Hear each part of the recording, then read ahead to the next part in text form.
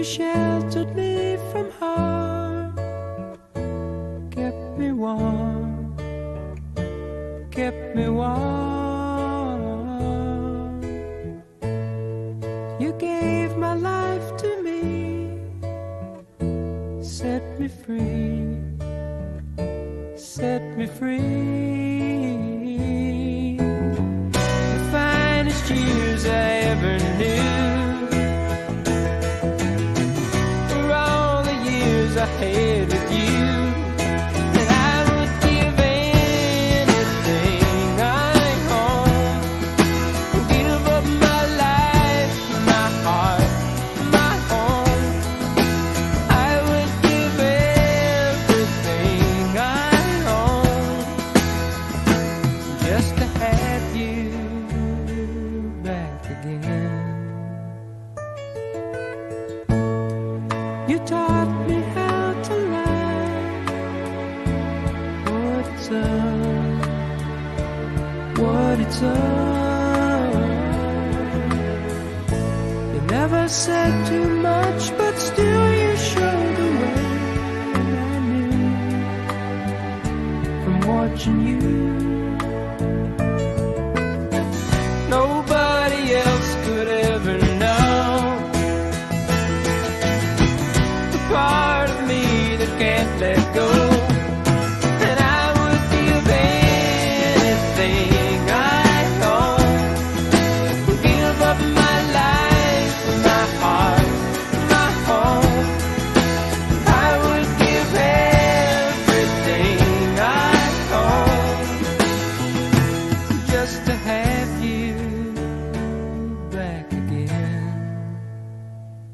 Is there someone you know, you're loving them so, but taking them all for granted? You may lose them one day, someone takes them away, and they don't hear the words you long to say. I would give anything I own, give up my life, my heart, my home. I would give everything I own just to have you back again, just to touch you once again.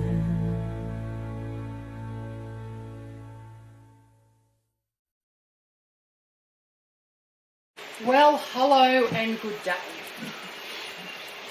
I hope you remember it. I'm too young to remember that song, but I'm sure the rest of you will remember it. It's from Brad. Welcome to this glorious bush setting as we celebrate your beloved Barb with us. My name is Sue Lewis and I'm a funeral celebrant. And I thank you for inviting me to your ceremony today.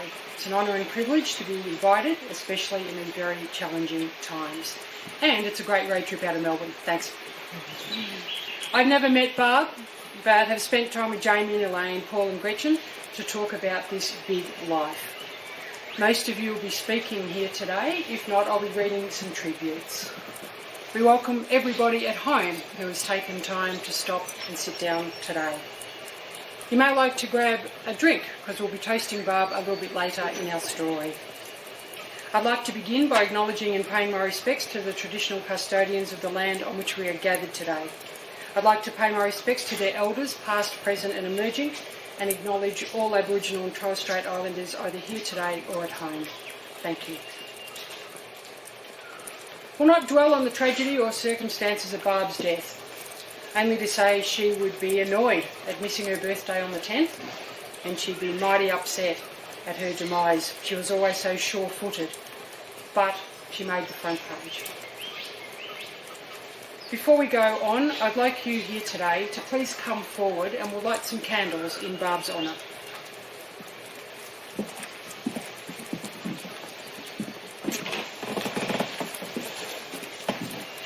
Come forward.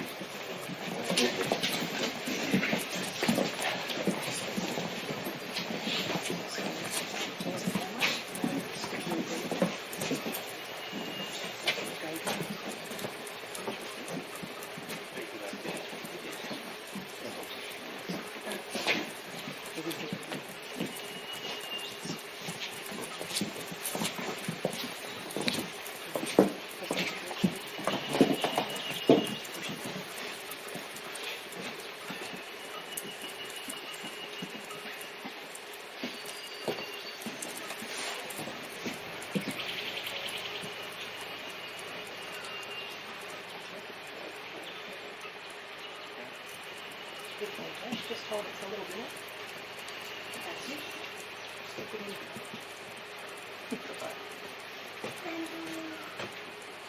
Don't blow them out though.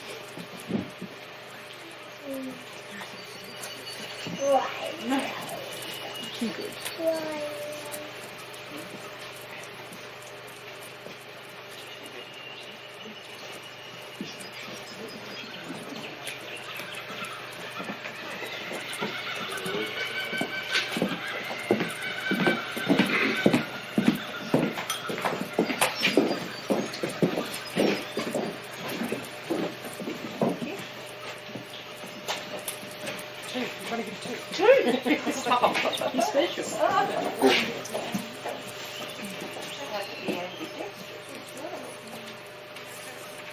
Oh, hang on.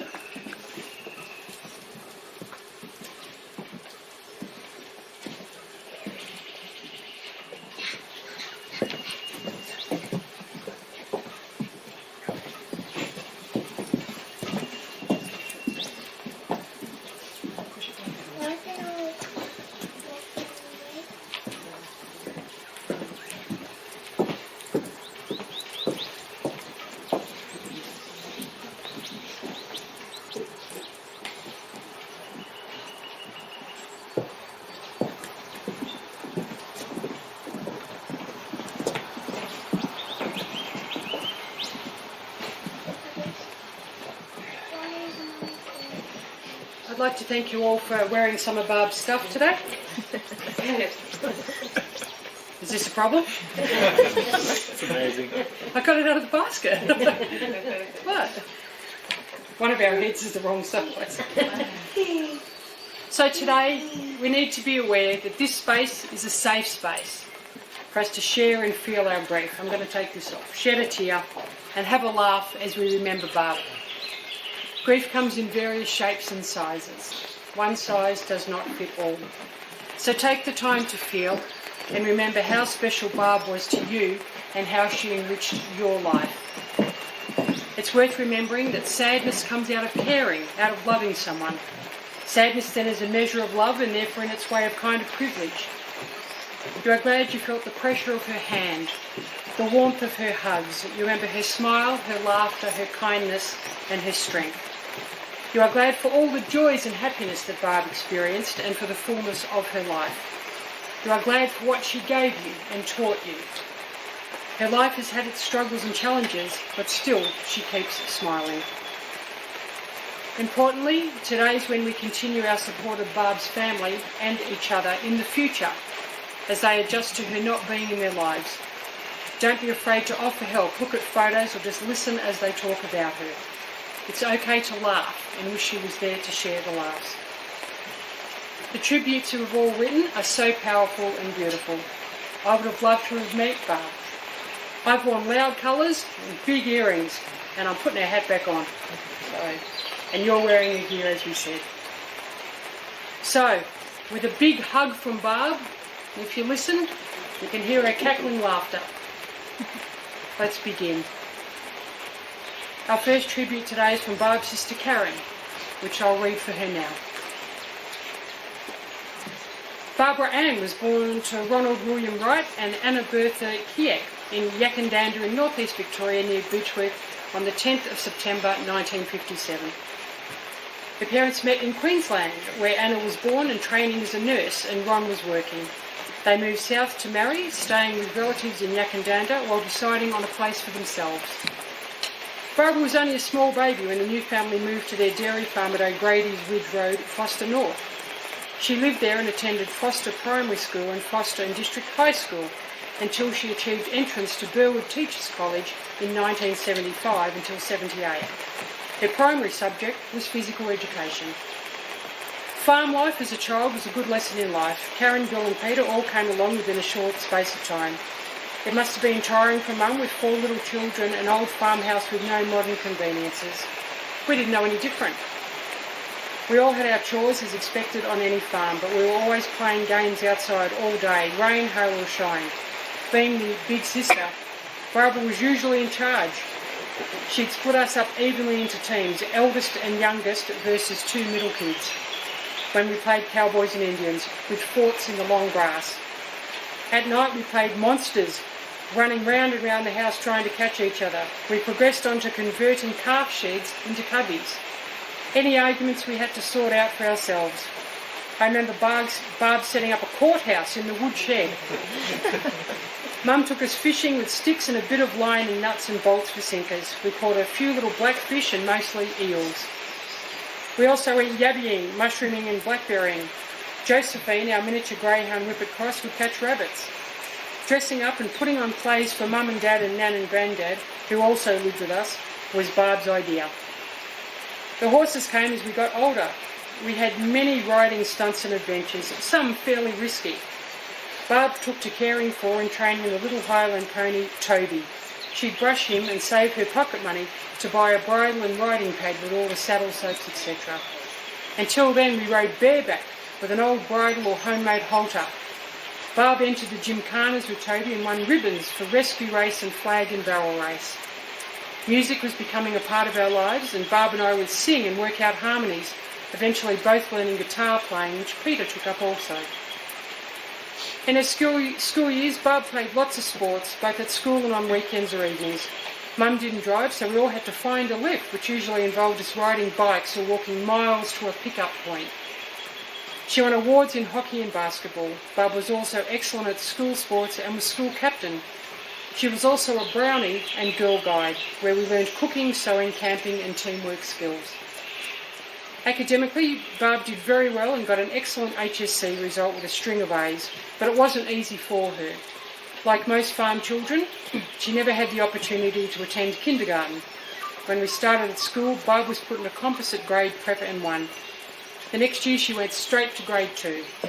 Having missed kinder and preps meant she was a year younger than the others in her class, and she had to strive to keep up and would not settle for a poor result.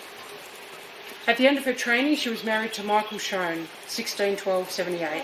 They moved to Launching Place, then purchased a house in Warburton. While Mick trained as an ambulance officer, Barbara taught phys ed at Upper Yarra High School, where she was very dedicated to her students and would put in her own time before and after school to help them train for school sports events. She also played a lot of sport.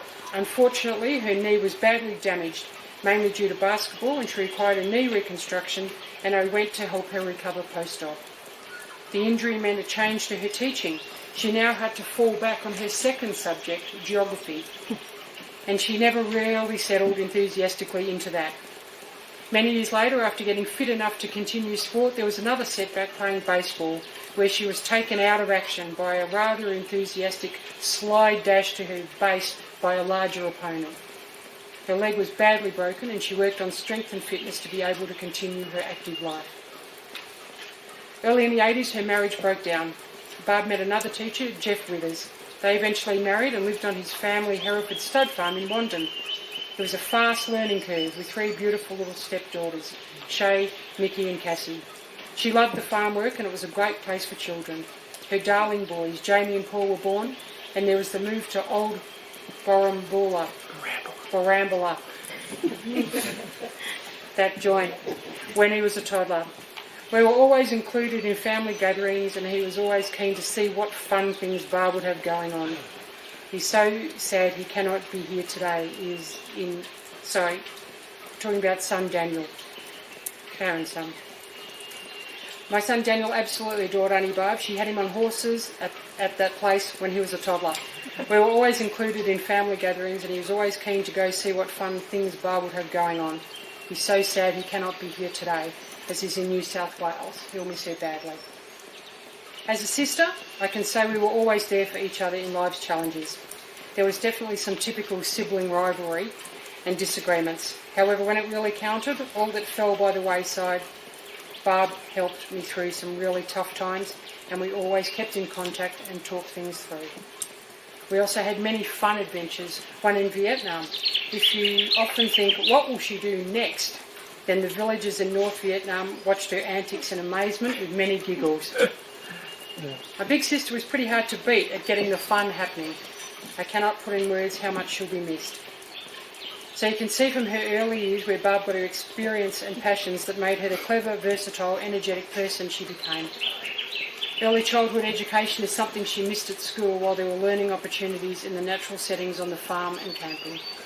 When times were tough financially, she was used to the way Mum used to manage on a shoestring, and homemade and second-hand was a way of life we all knew. Now it's so important with climate issues, she became an example for all how to live well sustainably. With all her struggles personally and physically, with injury and academic determination, she never gave up and encourages others to keep trying, be positive, keep fit, get out into nature and work on happiness. And the singing and dancing and dressing up continued to keep the party going. Family and friends are very important because Barb constantly worked on her moods to maintain a happy life. By being active physically and socially, she attracted many friends. She worked hard at maintaining friendships and family contacts. She became great friends with stepdaughters Shay, Nick and Cassie, her boys' partners Gretchen and Elaine, and her nephew Daniel. I know there were many who loved being around her and who she helped along the way, and I'd like to say thank you for being her friends as she loved you all and enjoying being with people for fun. And thank you for all your kind words. I noticed a familiar set of words running through all the comments: vibrant, kind, active, passionate. What a great legacy. Barbara was so devoted to and proud of her boys, Jamie and Paul. She was the best mother a kid could want. She taught you values through her actions, always had your backs, maintained communication and strong family ties. Gretchen and Elaine have indeed lost a second mum and have said some lovely words that truly sum Barb up as a parent and friend. Little Dashi was loved so much by Barb. While missing her family in these restricted times, it was Dash she missed most, and she so wanted to be with him.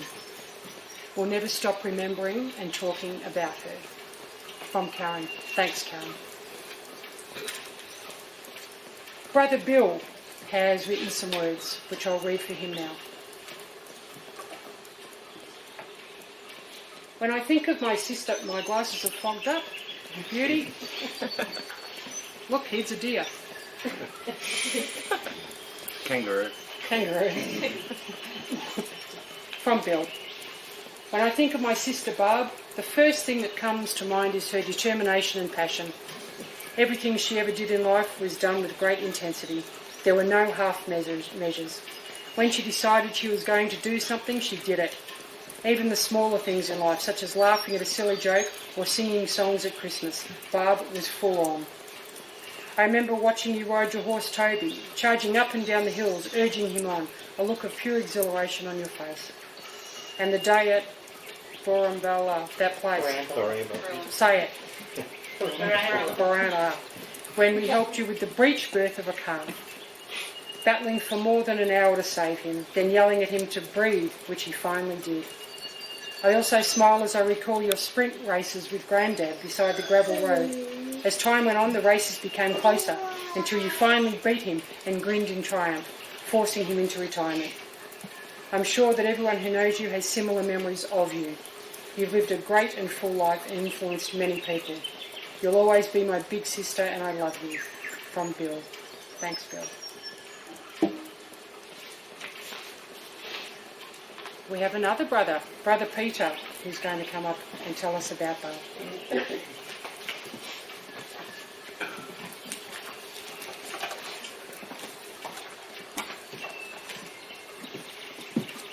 Check these haven't fogged up.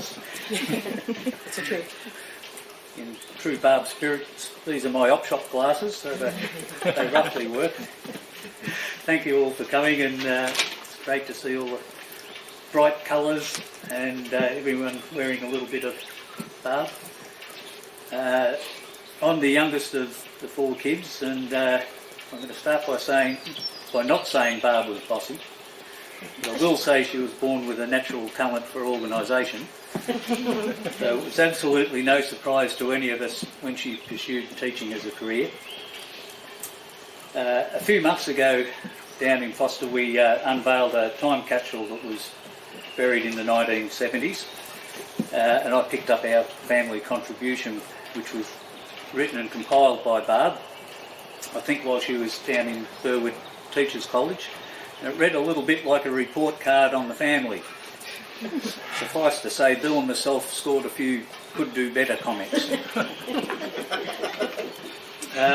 Aside from the serious big sister side, Barb had a more mischievous side that could come out at the drop of a hat. One day, I was around 5, she was around 10, and for some reason Barb decided she needed to run away from home. This is when we were on the farm. We might have lost a game of some sort against Bill or Karen, or more likely we just got the wrong end of the chores that day. And we decided we couldn't go up the front road because we'd be seen by Mum or Dad or one of the neighbours, so we'd head out the back door and head due west towards Melbourne. We got roughly 200 metres away from the house down to the hay shed, which seemed far enough, climbed to the top of the stack and spent the afternoon there. Eventually, either hunger or Mum's calls brought Barb's sensible side to the fore, and we decided to climb down and go home in time for dinner. Barb didn't come down to Foster very often after leaving home. She was busy raising a family and teaching and doing other things, but when she did, it definitely left an impression on the locals. Whether it was her loud hair colour, which would be different nearly every time she turned up, or loud barracking if she came along to a game of pub darts, which I was known to play down there. And on one occasion performing forward rolls while dancing in the pub. In fairness to Barb, there's a local tradition in Foster whenever Roadhouse Blues is played, at the chorus point where they say roll baby roll, everyone lies down on the floor and rolls from side to side. Apparently I didn't translate that well enough to Barb, and she started doing forward somersaults across the floor. So it got its unique Barb twist that day. More recently we've had the pleasure of helping Barb celebrate her 50th and 60th birthdays up in Wagga, and to see her with her friends and to see the relationship she had with the boys and their partners and families was a wonderful thing, and also the numerous work colleagues and ex-students that we met up there, and the tributes and comments that have come in from all of those people has been of great comfort to all of us, so thank you all for that. Thank you. Thanks.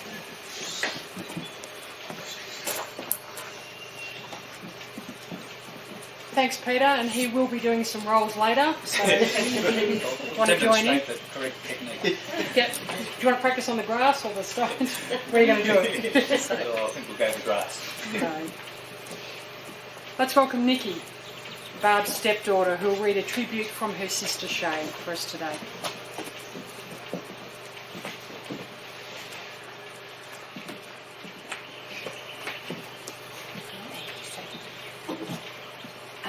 as Sue mentioned, my older sister Shay has written a tribute to Barb on behalf of Shay, myself, Nikki and Cassie. The three of us were privileged to be Barb's stepdaughters. A couple of years ago, Barb wrote me a letter. It was the first real letter I had received in a long time. Barb was a prolific letter writer and religiously wrote to us girls for many years. I recognised that handwriting immediately. It was so wonderful to receive the letter. Being a stepmom is a terrible job. It comes with all the work and none of the glory or thanks. But Barb threw herself into it, taking on 3 little girls like a force of nature. Sometimes we repaid her with kindness, but sometimes we certainly did not. When I wrote back, I listed all the things she did for me in my childhood that I was grateful for. So in a way, I've written this tribute before, and I know Nick and Cass feel the same. I've been extremely lucky that I was able to thank Barb later in life and try to pay back some of the kindness she showed me. Over the last 10 years, we've developed a lovely bond and a friendship later in life. She knew me better than I knew myself in many ways. I could talk with Barb about anything, and I mean really talk with her, openly and honestly, because that's just how she was. For myself, I feel a huge sense of loss, but especially for Jim and Paulie. She loved them both more than any mother could. Words cannot say.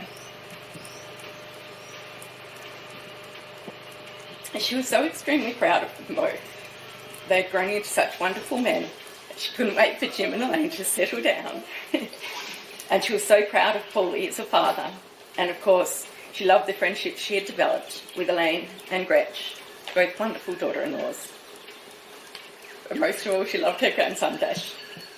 She treasured spending time with him and spent much of our trip in Ireland talking about him and hunting for gifts for him. What an incredible nan she was. He was so lucky to have her. And to Karen, Peter and Bill, I'm so sorry for your loss. She loved you all so dearly. Nick, Cass and I have many memories of Barb, so here's a few special ones from our childhood. These all enriched us and helped to shape us into the people who we are today. So thank you, Barb, for camping, chocolate bananas and toasted marshmallows on the fire, nature walks at Wilson's Prom and the Grampians. Your love of nature and animals was infectious. Our first ever trip to the snow, where we froze, throwing yourself into our school projects, arranging fantastic themed birthday parties with loads of fun and games, swimming in the lake at Patanga Park with Mr. Brown, Cassie Dog and Ralphie, growing our own veggies. I will never eat another radish as long as I live. Washing plastic bags and hanging them on the clothesline. We were very frugal. I think that might be something she got from Nana Anna, actually. Yeah. Your love of op shops, antiques, bric-a-brac and collectibles. Koala spotting in Wandon on April Fool's Day. Buying Shay's a cat. Earplugs and more earplugs, as you were such a terrible sleeper. Ghost walks, a barambler. Teaching Cass to play the guitar. Swimming lessons and swimming club. Teaching all of us to ride a horse. Easter egg hunts. Making Chinese restaurants at home and homemade fish and chips wrapped in newspaper. Tacos that seemed so exotic in the early 80s. Lemon delicious. Kai Si Ming, chili with beans, with kidney beans, that Shay had always secretly given to the dog. Apricot chicken. Barb always loved to cook over a glass of wine. And 2 very special memories. The births of Jimmy and Paul, 2 gorgeous babies who she adored, and our brothers.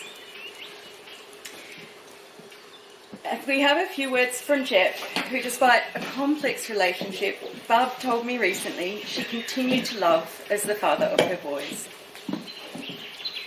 Barb was the life of the party. Silly, funny, a joke teller, a dresser-upperer, a dancer on the tables kind of party girl.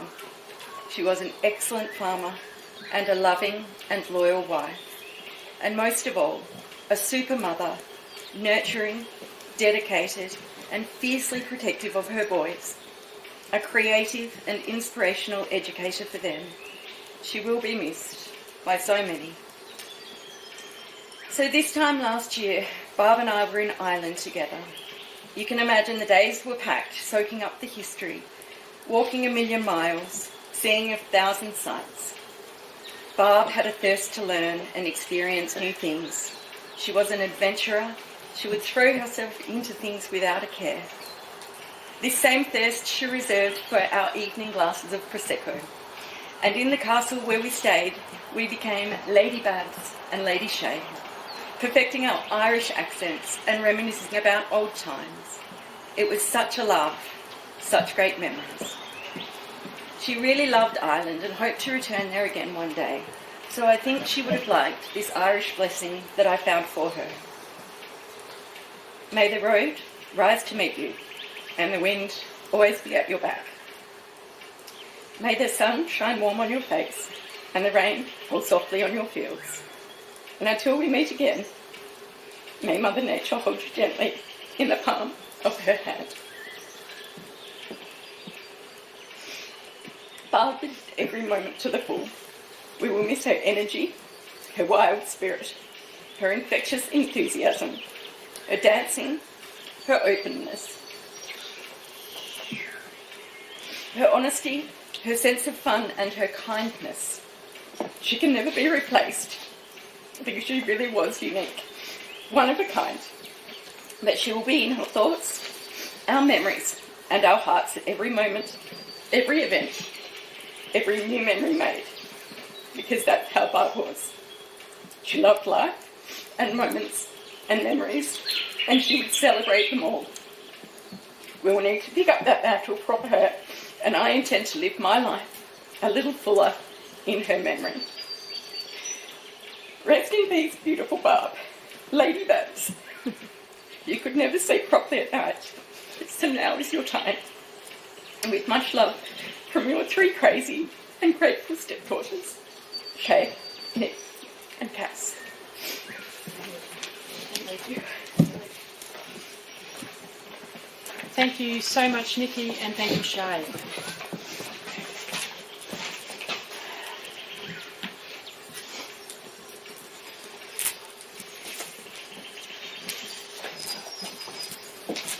We've heard from our other tributes that Barb's boys and their families were the joys of her life.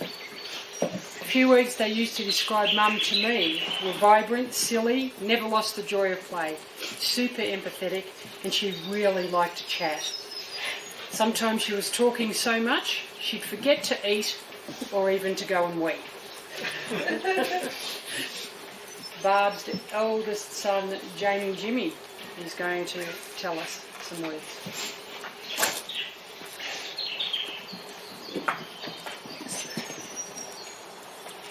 Thanks everyone for coming. It's unusual circumstances. Thanks for being on the Zoom call. Didn't think we'd ever use Zoom for not work, but here we are. I really struggled with this. Obviously I've got so many stories to share, but I just want to talk a bit about Mum as the mum. She was the most dedicated, energetic, fun-filled and playful mum I've ever seen in action. We took it for granted, Paulie, but it was something special. We had the most creative birthdays growing up. We had full haunted houses decked out. We had obstacle courses across the whole farm that my city slicker Wagga friends couldn't complete. It was truly something straight out of Mum's playbook. As Nick and Shay mentioned, dinner was fun. We used to, do the fish and chips wrapped up in newspaper, but we'd go to the extent of taking it down to the creek. We'd roll out the towels, we'd sit down, and we'd pretend we were at the beach. It was something amazing. Mum just had the most wonderful sense of imagination that I think we lose a bit as adults. We had a fairy tree down the back of the farm on the river, and Mum created it as the most enchanting world where I swear I could still see fairies there now if you took me there. Look up to the tree and the fairies would be dancing, and it was just the most amazing imagination that she had all the way through to being an adult. And a lot of play. She never lost that sense of play. In a pretty standard moment for Mum, but one that had the McDonald's staff circa 1999 at Goulburn Macca's quite concerned, was Mum after a pretty long car trip, pretty tired, halfway home. Instead of getting a coffee at Macca's in the drive-thru, Mum walked straight to the playground, jumped straight into the ball pit, scared all the other children off, scared all the other adults off, and started throwing the balls around in the ball pit. And Paul and I, embarrassed at first, we ended up jumping in there and just having fun with her. She was always able to just create such joyful, childlike play. Something she's obviously taken into her teaching and with her students, but also into her adult life. And I'm sure some of you here would love/dread the let's play a game that Mum would often come out with at 3 a.m. at a party. Farm life for us was absolutely blissful, but Mum reminded me recently how hard it was.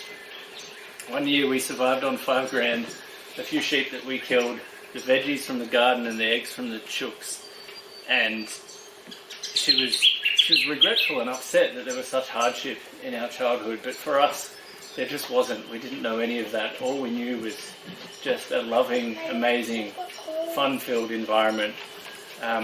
That year we had a holiday down to Apollo Bay in winter.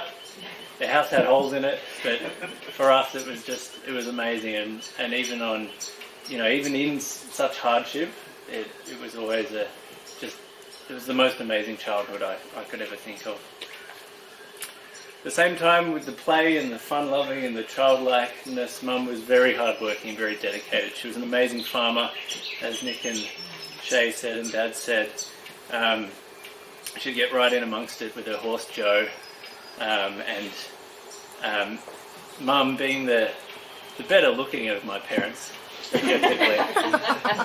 was often the one tasked with leading our bulls around at the Hereford stud shows.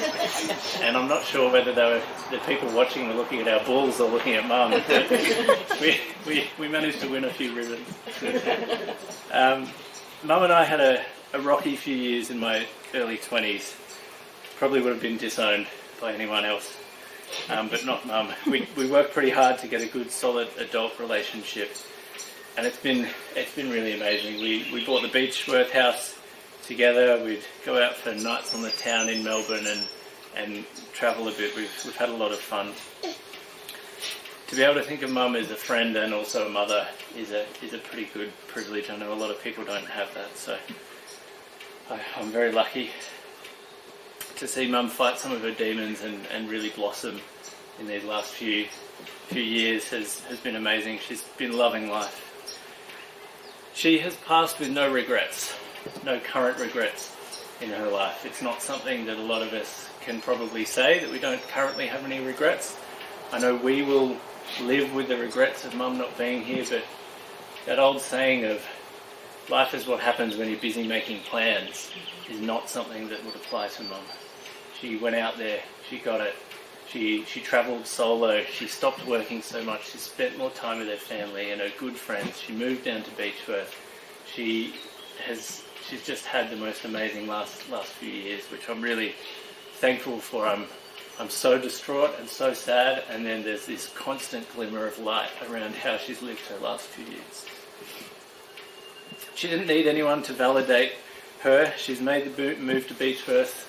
She didn't need a man. She had a dog for a while, and her dog's passed. She's up there with Munchie now. I'd just like to finish on something that Mum shared with me and Paulie recently when she moved in. This is actually from her first night in Beechworth. There's a text she sent us. I'm already feeling so at home. Kiss, kiss. So happy right now, and it's raining. Can hear it well from the kitchen, from the tin roof on the porch outside. I am in heaven. That was about 3.5 weeks ago. I was happy when I got it. I also sort of laughed at Mum being a little bit soppy and emotional, but I see it differently now. This was Mum being thankful for what she had, for appreciating how lucky she was, and for not taking things for granted.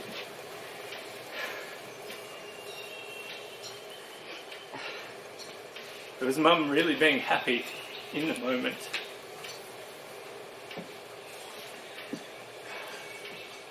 I know she only had 3 weeks in Beechworth, but to live them like that, without appreciation and awareness of happiness, is something some people don't get in a lifetime.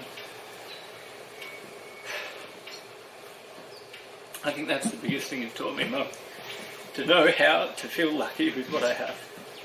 It's a simple lesson with all the distractions in life, but something I know I'll try much harder with, knowing how fragile life is. Thank you, Mum. I love you.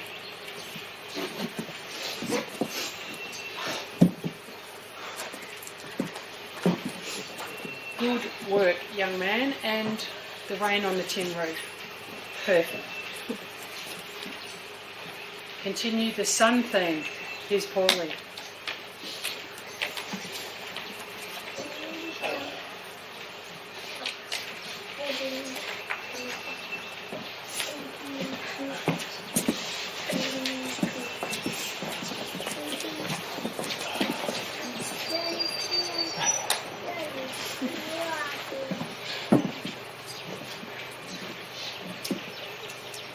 One of my earliest memories of Mum was her telling me bedtime stories about the things I'd done that day, but substituting my name with another name.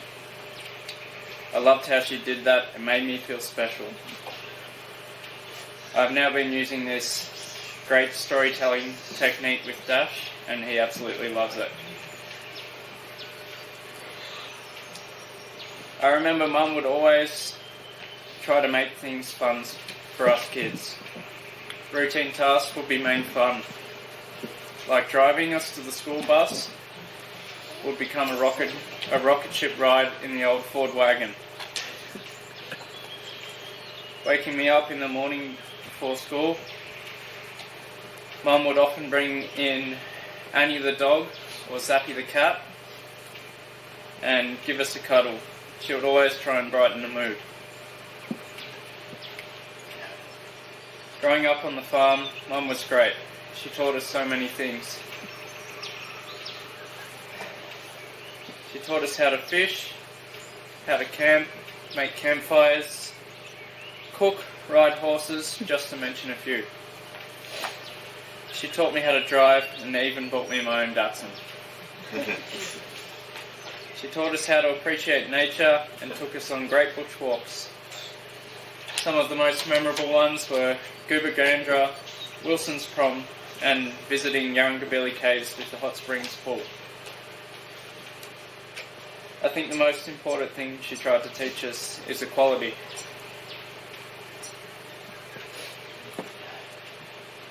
There's endless things I'll miss about you, Mum. I miss your unconditional support.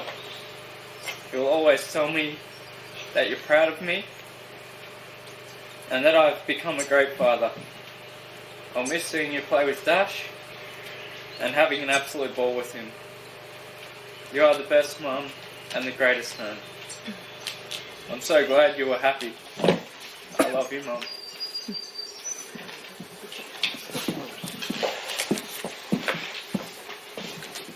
Good job, Paul. I'll put my hat back on.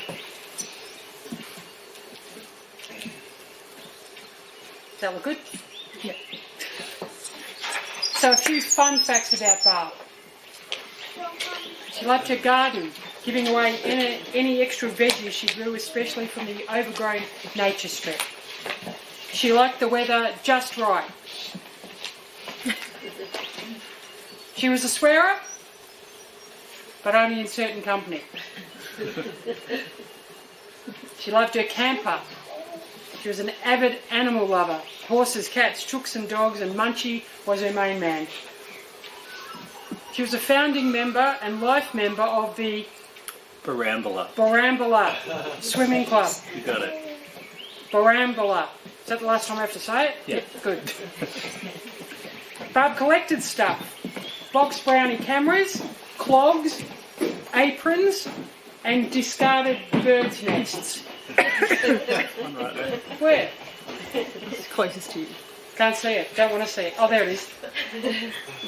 That's a pretty small bird. Her cooking was improvised, but delicious. Quiche, fried rice and her veggies, of course, and she liked her sneaky smokes. Wheat coffee, bubbly, or a G&T. Her hair was beautiful. It was from a bottle. And it went well with her crazy clothing style. Her midlife crisis involved shaved purple hair, an eyebrow ring, and a tattoo. And only Barb would clean out some junk by having her house burned down. Our next guest is Jamie's partner, Elaine.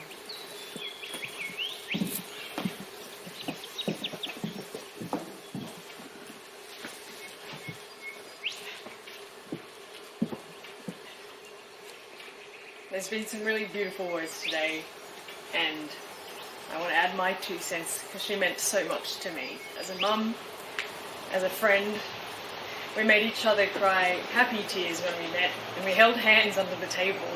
I don't think I've done that with anyone when I first met them. Since then, I've watched her nurture her sons, her grandson Dash, and taken both Gretchen and I under her wing. She didn't deserve this early ending, and life seems really, really unfair right now. You were going to be my beacon of light for motherhood.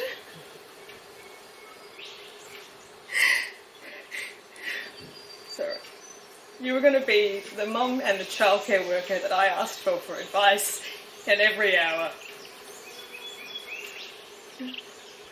The boys shared and looked up to you their whole life. And as all the children have spoken today, they shared so many fun memories of Barb as a mother.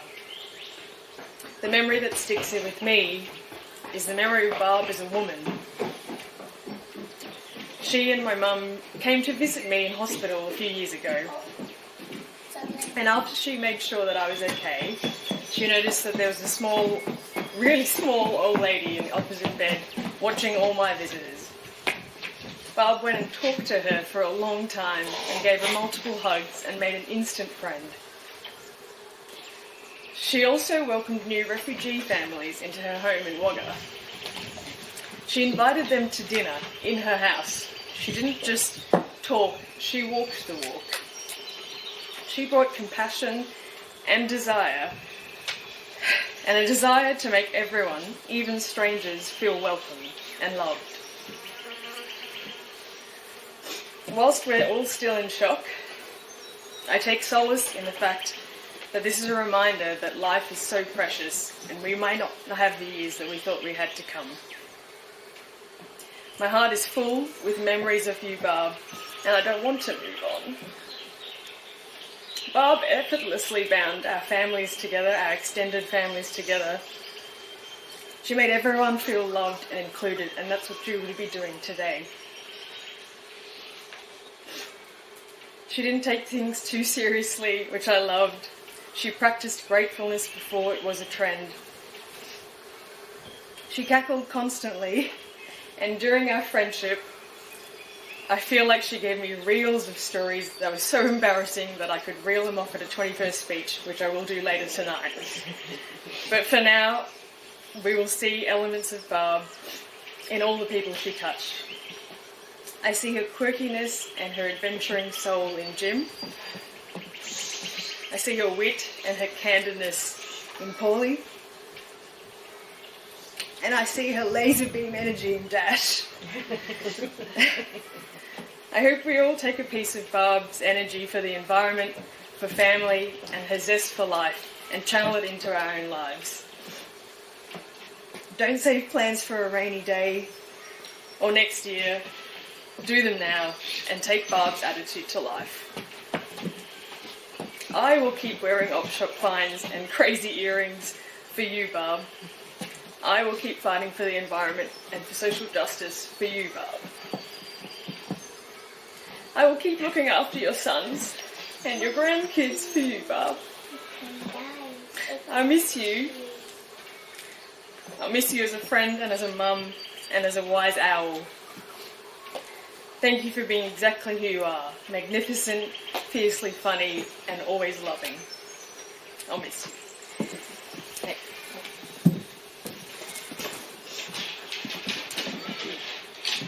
More fabulous words. Barb's daughter-in-law, Gretchen, who is married to Paul, is going to speak for us next. The candles have gone out, but don't worry, it's just the wind. It's not Barb. Daddy, you just called all the candles. How did I first met Barb at the airport in the Philippines. She was wearing a very bright pink dress with colorful earrings and danced in public because of joy. I've never met someone who is so cheery and lively. She was a woman who made friends with everyone she would meet. Perhaps my fondest memory of Babs was when Dash was born. She was not that good with technology, but she brought her camera with her at that moment. And Babs, bless her heart, snapped graphic pictures of me of every angle of myself. Pictures that I will treasure forever. Yes, the fondest memory was being in that birthing room and looking over at Babs, holding our newborn Dash, and seeing how happy she was. I will never forget that image. Dash is the happiest kid in the world every time Babs comes to visit us. Every time she's around, I can hear laughter, music, and bedtime stories. She filled our family, our home, our hearts with such happiness. I can still see all those kids' storybooks in Dash's bedroom. It reminds me of her. She wrote inside each of them, to Dash, from Nan, and with a date and a year. She wants to be remembered. If there's one thing I can promise Babs, that is to tell Dash more about her and her legacy of unconditional love. Nan is his best friend, his best buddy, and she's a piece of his heart. The greatest thing that Babs taught me is to watch our son grow in independence, and it proves that we are doing the job well. Creating a skillful human who can look after himself is our role as parents. From brushing his own teeth, eating up his veggies, and learning to respect people and treat them as equals is a step in the right direction. There are so many things that I'll miss about you, Babs. I'll miss you being my mom, while my real mother is in the other part of the world. I'll miss hearing you say, "I can't wait for you to come and visit me. I've already prepared the bed for Dash and for both of you." The light and truth of your love will never go out. I am a lucky woman, Babs. I had you, and you're the amazing woman who gave me a husband far better than anyone deserves. I love you and we miss you.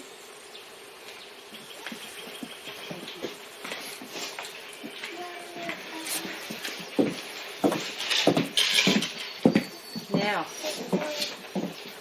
we've got a picture from Dash.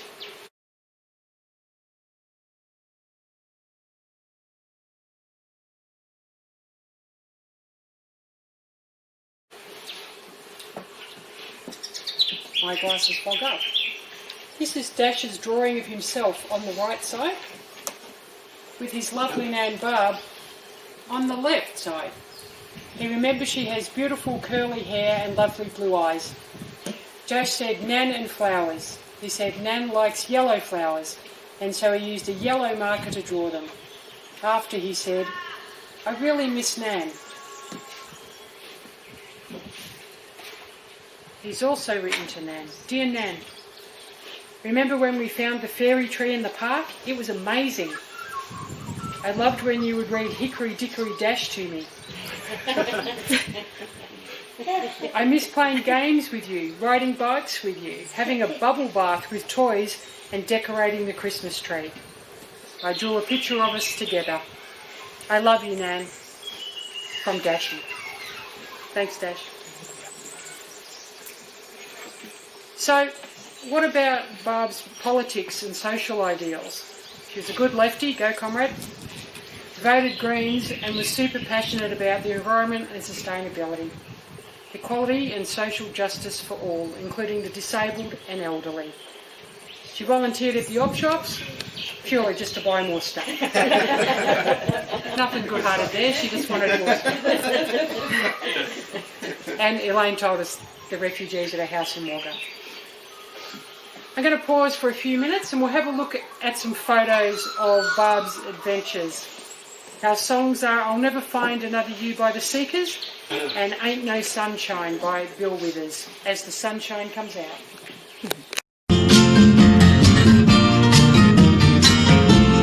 There's a new world somewhere they call the promised land, and I'll be there someday if you will hold my hand. I still need you there beside me, no matter what I do, for I know I'll never find another you.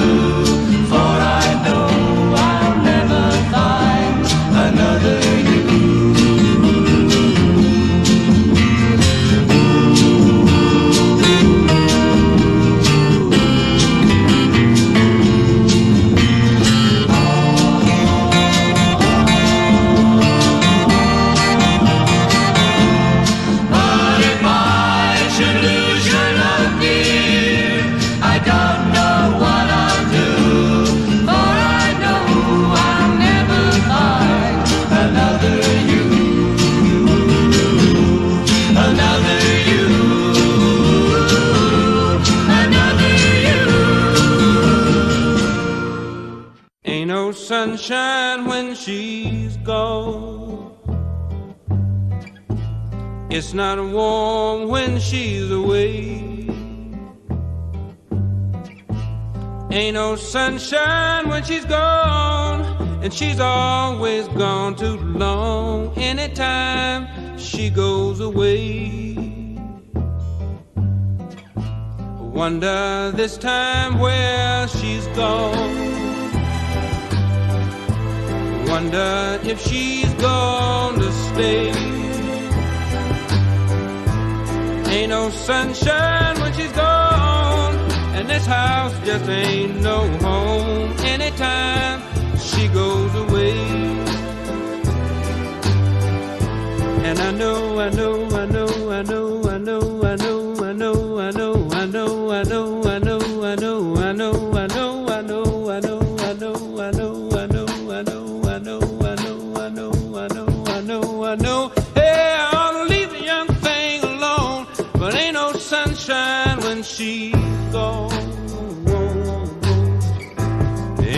sunshine when she's gone.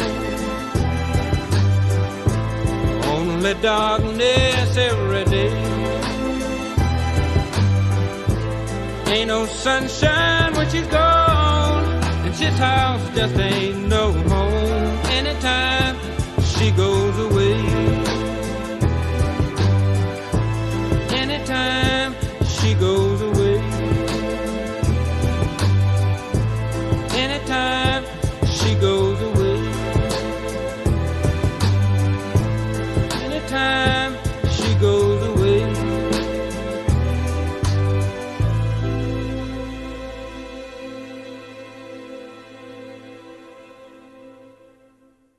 Great photos, and you have a few choice ones on your booklet today as well. I asked about family traditions, and the boys told us about the farm, the fairy trees, birthday parties, and one particular one, Mum was all about fairness. Most obvious, when packing our Christmas stockings with lollies, they would always be equal down to the last jelly bean. I'd like to read a tribute written by Barb's lifelong friend Marg, who's at home today. They call each other Twinny, as they share the same birthday, but 17 years apart.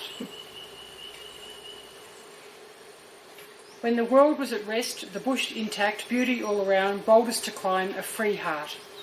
No regrets and a life's journey ready to begin again. And then, Barbie, it happened. When our world, that of your sons and grandson, family, friends, and your old Twinny here has been shattered. What really happened we'll never know, but what we do know was that you were like a Boy Scout. Well, you were always writing yourself some notes, preparing and then checking again. Ready for the next chapter of your new adventure. And ready you were. You shared your joys, sorrows and adventures with me over many years. Some of the joys as a young child with the love you experienced from your mother growing up and being exposed to farm life with your siblings.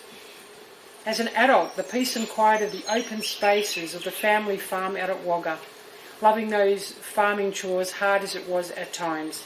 Mothering your boys, being able to spend many long days with them as young children, reading them stories, lying on the grass and looking at the blue-grey ominous sky. The yearly beach visit to the coast, where your days were spent having family fun, wishing you could stay longer. Teaching Jamie and Paul to find the strawberry in every day.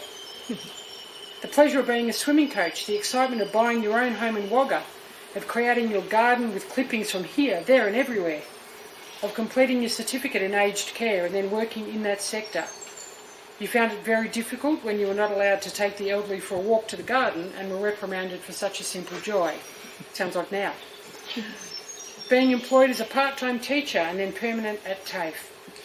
The growing of your boys, their achievements, successes, and phew, at last your relief with Paul loving Gretchen and Jamie loving Elaine.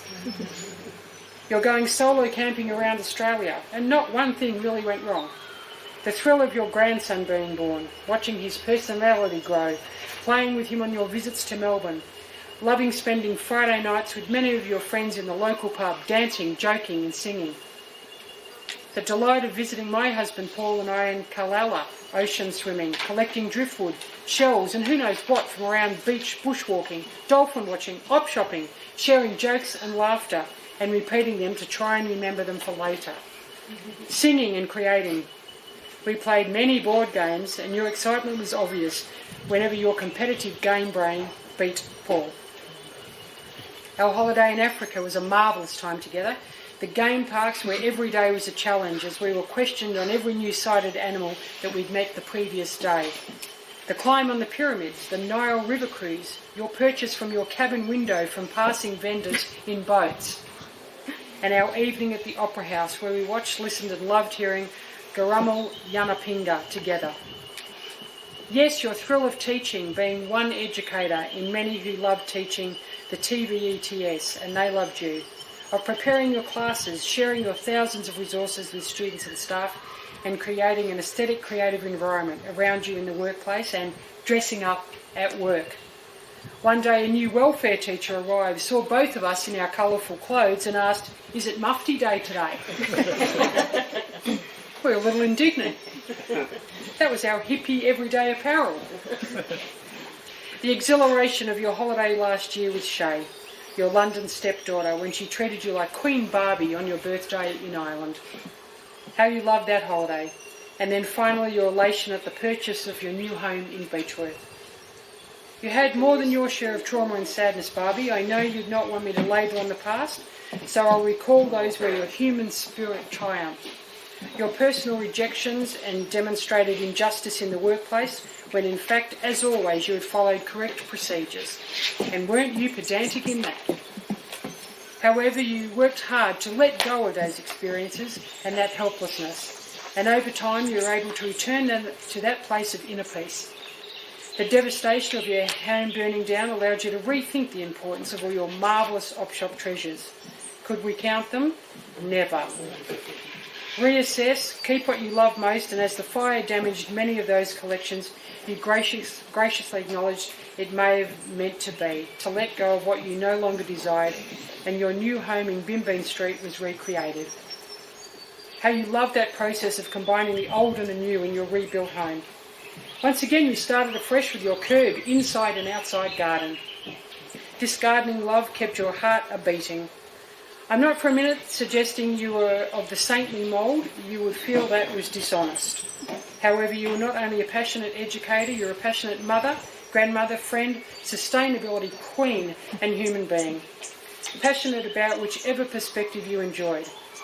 I remember in Kenya when an Asian lady dropped her rubbish out of a tourist bus, out of the bus window, and you ran across to the bus she was in, picked it up and smilingly handed it back to her, saying, I think you dropped this, you may want to dispose of it somewhere else. Also, you were dedicated, compassionate, empathetic, loyal, hard-working, funny, and a lovable human being who has sadly left this world. Your quirky sense of humour would appreciate my daughter Siobhan's comment. You went all out to be the front page of Wagga's Daily Advertiser. Your birthday card, which arrived on Friday and is a beautiful lasting memory for me, ended with the words, I love my home in Beechworth. You are now in your final resting home and I hope you love it. I'll conclude with a poem from Mary Oliver, The Summer Day. Who made the swan and the black bear? Who made the grasshopper? This grasshopper, I mean. The one who flung herself out of the grass. The one who is eating sugar out of my hand. Who is moving her jaws back and forth instead of up and down. Who is gazing around with her enormous and complicated eyes. Now she lifts her pale forearms and thoroughly washes her face. Now she snaps her wings open and floats away. I don't know exactly what a prayer is. I do know how to pay attention, how to fall down into the grass, how to kneel in the grass, how to be idle and blessed, how to stroll through the fields, which is what I've been doing all day. Tell me, what else should I have done? Doesn't everything die at last and too soon? Tell me, what is it you plan to do with your one wild and precious life? Thank you for your living story where you showed purpose, your one wild and precious life. The world is a better place for you being a part of it. You'll be daily missed. Twinny, may you rest in peace. Thank you, Margaret.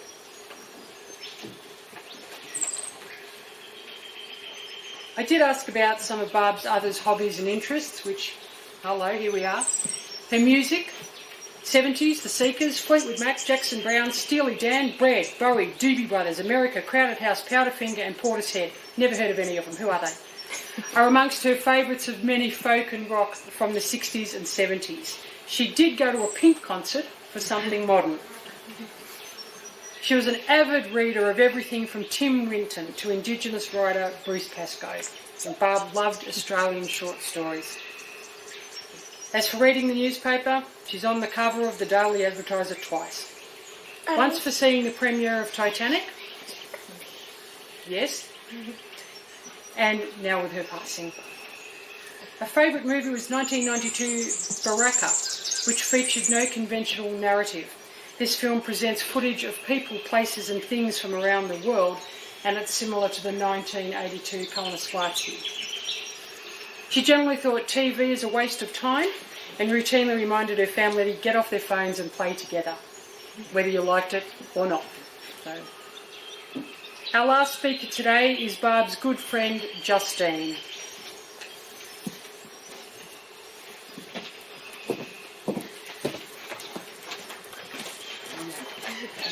Nice pace.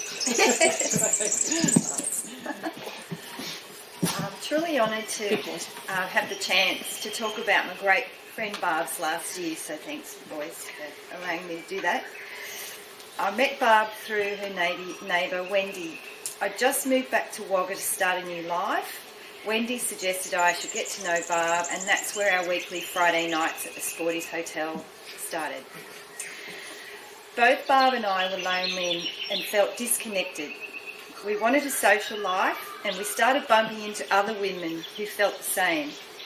So we started our little group of lonely souls, taking each other under our wings over a few drinks and pizza at the pub. It was healing for all of us, and Barb just loved it. She was a hit at the pub. The regulars there couldn't believe their luck when they saw this knockout walk in every week. A lot of them asked her out. She said yes to a few, but no to most. She didn't want just anyone. She wanted a companion, romantic or not, with similar values and interests, and mostly someone who loved dancing. There were some dates with the wrong men. No one could keep up with her, and she couldn't believe the bullshit they'd tell about themselves. In the end, she was really happy to just be by herself, saying, "I'd rather be alone than put up with that shit." Sometimes the Sporties was followed by a late night of dancing at the home hotel when there was a decent band on. And unfortunately, sometimes when there wasn't. Music was one of Barb's great loves. She was a cracker of a dancer, and she fancied herself as a singer. Many times we were the audience of the old songs and Mum would sing to her, and more often than not, her favourite song, Emmy Lou. We'd roll our eyes when she started singing, but really we loved it. We had no choice. I've been singing that song in my head for 2 weeks, thanks Barb. She loved to laugh at herself and didn't mind if you did too. Once she knocked on Wendy's door quite early on Sunday morning, looking a bit stressed. She'd been out gardening early and had accidentally locked herself out of the house. It turned out this wasn't a major problem because she could have easily climbed through an open window. The actual problem was she wasn't wearing any undies, which meant climbing up through the window caused a bit of a problem. After a lot of laughing, Wendy gave her some trousers and a leg up, and problem solved. But true to form, it didn't stop her from gardening without undies on. She just made sure she always had a spare key handy. She was so kind and welcoming in her home, which she just loved. It was nothing for her to pull a few things out of her garden and fridge and whip up a beautiful, healthy meal. She loved her bubbles and a casual ciggy, which she was always personally disgusted in. She wanted to know people, and she wanted people to know her. She was genuinely interested in people and their story, what made them tick, and how they came to be where they were in life.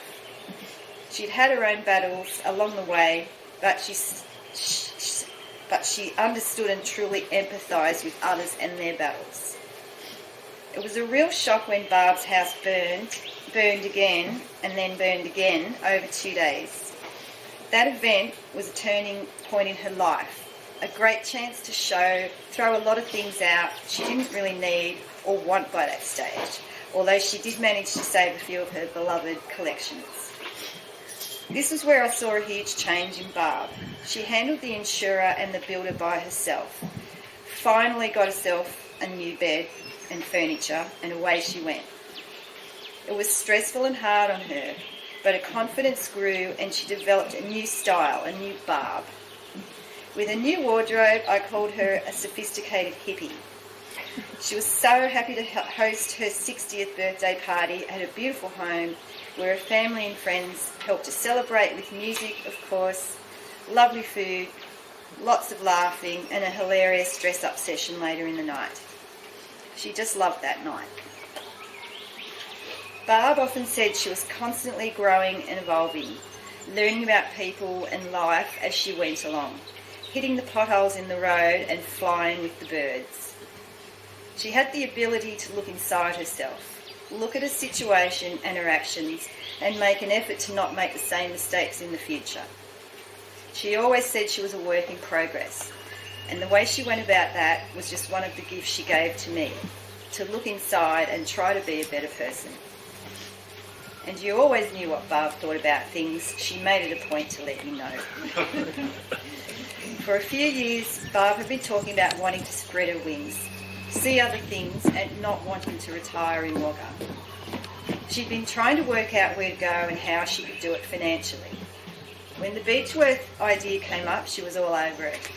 A beautiful town surrounded by nature, with nice locals, and for her, the chance to meet some alternate sea changers. The time in Beechworth was short, but I can tell you in her last few weeks, she'd already met some of the locals and was the happiest anyone could possibly be. She sent photos of her chooks, the marmalade she'd just made, and her fire. She was in absolute heaven. Without doubt, her greatest achievements are her boys, Jamie and Paul. She spoke about them all the time, saying what good people she'd had a hand in raising. She was so happy that Jamie and Paul have their partners Elaine and Gretchen, and the apple of her eye was Dash. Nanny was in pure heaven when she spent time with Dash, and how lucky is he to have a nanny like Barb. We promise to stay in contact with and always stay connected to your beautiful family, Barb. I thought Wagga wouldn't be the same without Barb, but I never thought I'd think Beechworth wouldn't be the same without you. We're all so grateful for your friendship and that we got to spend time with you. You always said you were lucky, but I don't think luck had anything to do with it. Our funny, kind, caring, positive, non-judgmental, intelligent, greenie and all-round great person Barb. We know you're here, watch over us, and know that you're loved and so greatly missed. You always will be. Love you, Barb. Thanks, Justine. Just a quick show of hands. Who's wearing undies? A couple of people not putting their hands up. Okay. Don't come over, it's quite windy. So I asked the family, this woman, Barb, how do we sum her up? They said she's leaving the world a better place, giving energy to everything she touched. She was devoted to her children, stepchildren and grandchildren, and everyone wanted her to be their mum. What was the best advice she gave you? To be present, right now, in the moment. Don't worry about the rest of it, just now. And get off your phone. What did she teach you? The boy said, in coming from a very small town herself and raising the boys in rural Australia, she made sure we learned about fairness, equality, love and respect for people from all walks of life. To lead a life free of prejudice and being open and accepting of all people. What will you miss, I asked. Everything, they said, but she was far from perfect. What won't you miss? They said her sad times, her anxiety and her worrying, and her poor sleeping. What was her future? Her dream home here at Beechworth, living her best life as she phased into retirement and spending more time with her adored family and friends. This was finally her time. So how would Barb like to be remembered? For a woman who's had great times, bad times and everything in between, but she always rose up and went on. She loved the world. She loved her life. She loved her family and friends. And she bloody loved this. We've chosen a poem, Memories in the Heart, by an unknown author. Feel no guilt in laughter, she knows how much you care. feel no sorrow in a smile that she's not here to share. You cannot grieve forever, as she would not want you to. She'd hope that you can carry on the way you always do. So talk about the good times and the ways you showed you cared, the days you spent together, all the happiness you shared. Let memories surround you. A word someone may say will suddenly recapture a time, an hour, a day that brings her back as clearly as though she was still here and fills you with the feelings that she is always near. For if you keep these moments, you'll never be apart, and she'll live forever, locked safely within your heart. Those of you at home, grab your glasses. Those of you here, we're going to have a toast to Barb. We've got some bubbly. Those of you that are going to join in, get your hats on. I think we'll go over this way, so if that works for the camera. How about some dance moves? Everybody got a drink? Woo! To an amazing woman, friend, mother, father, sister, husband, cousin, all of those things. For all of you, you're going to miss her. Amazing. Cheers. Get dancing. Go. Come on. Come on, old women. Come on. Come on. Don't pretend you don't know the moves. Come on. Come on. Grab your seats again. Sister, wife, stepmum, mum, auntie, nan and friend that she was to all of you, and her legacy will be your love and memories of her that you all share. Barb, your life we honour, your death we accept, your memory we cherish. And although there is sadness as we say goodbye, there is gratitude for your life. But rest now at the end of your days. Our hearts are breaking, but in our minds and memories, you'll live on forever.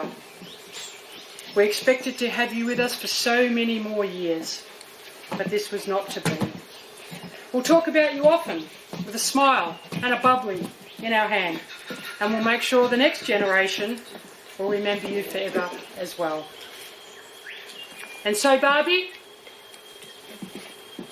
Spirit of life be with us, giving us the peace of acceptance and understanding and the assurance in those things that never die. Let us be thankful for the impact of her life on ours. Those things that pass from person to person through the generations forever. Legacies, traditions, friendships and family values. And really bad dancing. And especially love. In the spirit of love we have gathered. In the spirit of love we depart. Our love is always with you. And we offer thanks for her life. We're so honoured to have known and loved you, and thank you for being you. We'll go on and live a good life for her. Goodbye, Barb. And if you listen, she's still talking. Our final song today, Don't Dream It's Over by Crowded House. Thank you very much.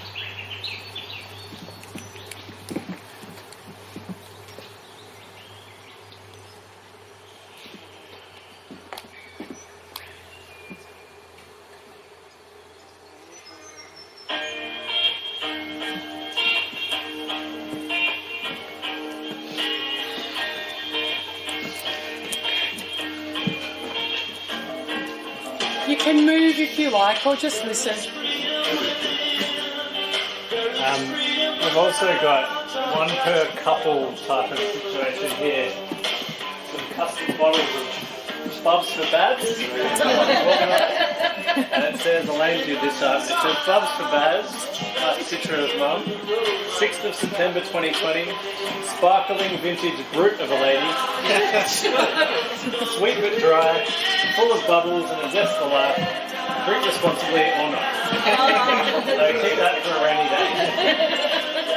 And it's honey as well. Yeah. And oranges from Mum's garden. Take whatever you want.